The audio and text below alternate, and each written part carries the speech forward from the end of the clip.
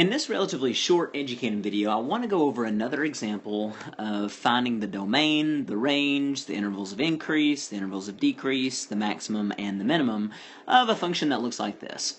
So you can see that really there's two parts to this function.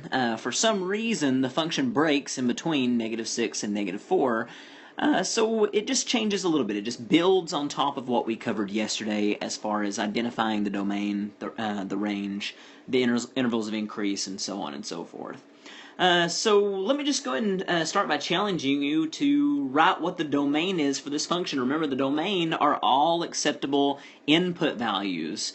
That is, all the values that where this function is defined along the x-axis. So what do you think? What is the domain for this particular function? Yeah, so you got to be a little careful here, because our function, you can see, starts at x equals -9. So we know it's going to include -9, because if you look at this point, it is filled in. It's a solid point, so we know -9 is going to be the start of our domain. So down here at the bottom, I'll put my bracket, and I use the bracket because I know that -9 will be included. -9, -9, and we go to, so this function is defined all the way up until it gets to -6. But notice about the -6, it's an open circle. So we're going to write the first part of the domain from -9 to -6, but instead of using a bracket, we are going to use a parentheses to denote that it goes from -9 to -6, but it does not include -6. Now I'm about to introduce a symbol that you may or may not have seen before, but we can't just jump straight over like -5. This function is not defined at -5 because there's nothing in between -6 and -4. So we need to use a math symbol to say where else this function would be defined. So we use this symbol. It looks like just a U, but it's actually stands for or. So the word or is how you can think about this symbol. So you've got the domain is from -9, including -9, to -6, not including -6, or from, okay, this time I'm going to have a bracket here, because we can see that at -4 it is included, so we write -4 here, -4, all the way down. Every single one of these points are defined. That's a closed symbol, so that's defined, and then all the way up to 8. But notice that at 8, on the x-axis, we've got an open data point, so we do not include the 8.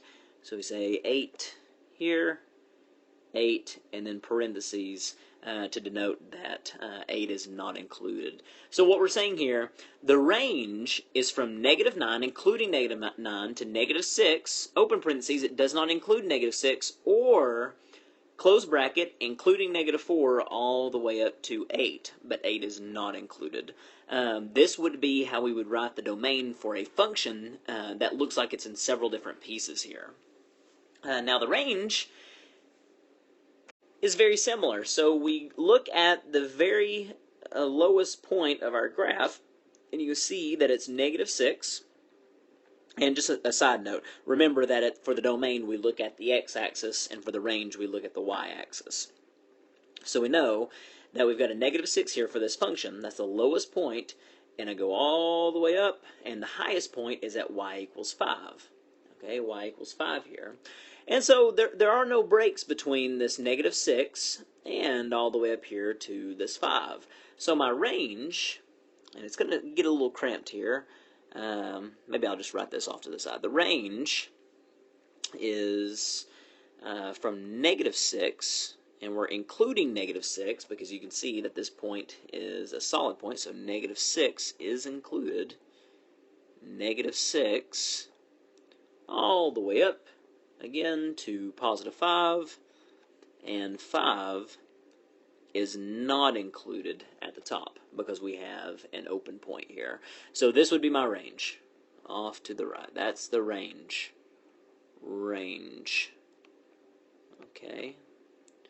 That's the range. Now let's look at the intervals of increase. Now remember, the intervals of increase are any parts of the graph where if we look at the if we look at the graph as if we're reading left to right, it's the parts of the graph, or the intervals of increase contain the parts of the graph where the y value seems to be increasing. So let's look at this segment over here first. You can see if I start at this point, the y value is -3.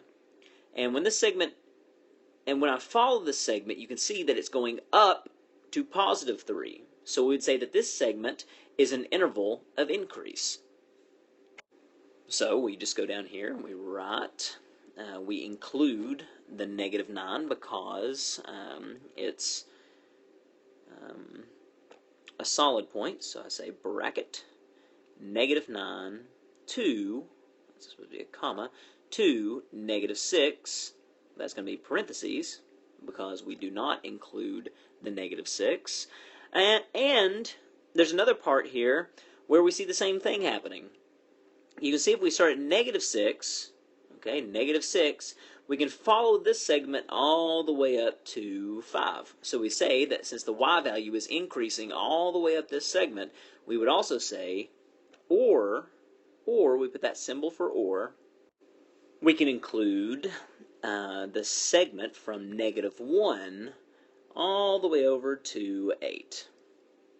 And we do include -1, in brackets, -1, all the way over to 8. 8 parentheses because the 8 is open. Now I just want to clarify how I got these numbers. So when we're trying to figure out if a segment is increasing or decreasing, we look at the y values. Here we can see from at the -9, we see that corresponds with a y value of -3. When we go up this segment, you can see that it's increasing to 3. The same is true here. We go from -6 all the way up to a y value of 5. So we also say that this segment is increasing.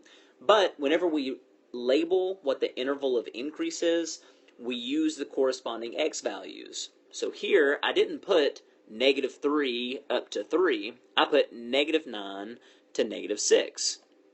Likewise, I say or from -1, that corresponds with the very first point on this segment, all the way over to 8, which corresponds with the end of that second segment.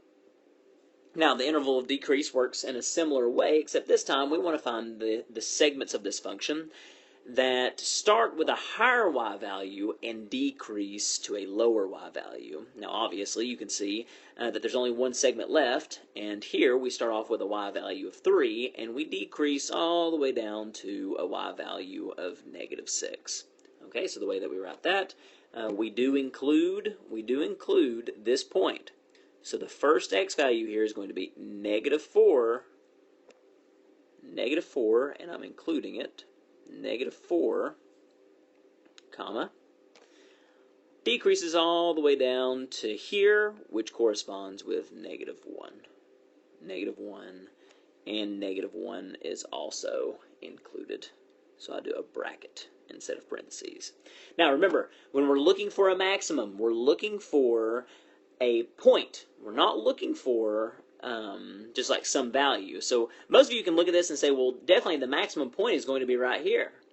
And most of you are going to be tempted to say just 5 is our maximum for this case, but it's not. Remember, a maximum is a point. So we have to say the maximum is, okay, this point. So we'll say 8 and 5, +8 and 5, but we'll use parentheses here. So 8,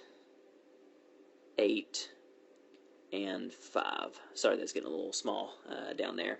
So the minimum works in a similar way. We just look at the entire function, everywhere that the function is defined, and we pick the lowest point. So in this case, the lowest point is going to be right here, and we say that's -1 and -6. So maybe I'll also write that like over here, just to keep it from getting too cramped. So -1 and -6. Okay, guys, go ahead and knock out the 3 other problems on this worksheet. Before continuing the next assignment, go ahead and try 2, 3, and 4 on your own, and let me know if you have any questions.